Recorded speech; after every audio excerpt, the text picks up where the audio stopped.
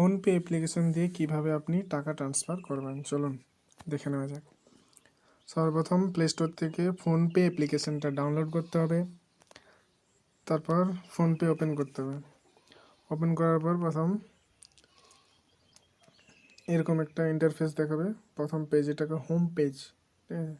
তারপর এখানে আপনার সব রকম অপশানগুলো এখানে দেওয়া আছে।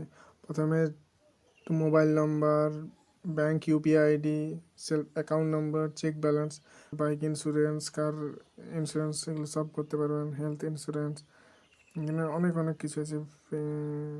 গেম আছে, গেমে আপনি টাকা পাঠাতে পারেন, লোন, ইন্স্যুরেন্স, হেলথ। এখানে আপনি হিস্ট্রি পেয়ে যাবেন, এখানে কাকে কত টাকা পাঠাচ্ছেন, কত টাকা ঢুকছে, এগুলো সব হিস্ট্রি আপনি এইখান থেকে দেখতে পাবেন, ঠিক আছে।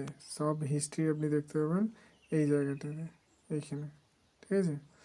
তো আমাদের টাকা ট্রান্সফার করা এই হোম পেজ আবার চলে আসবে।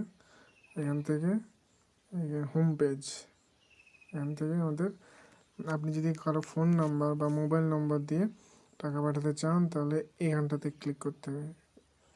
চলো ক্লিক করা যাক। এবার এখানে আপনার মোবাইল নাম্বার যেটা আছে বা যাকে আপনি পাঠাবেন সেই নাম্বারটা আপনাকে এখানে লিখতে হবে। আমি একটা নাম্বার লিখছি,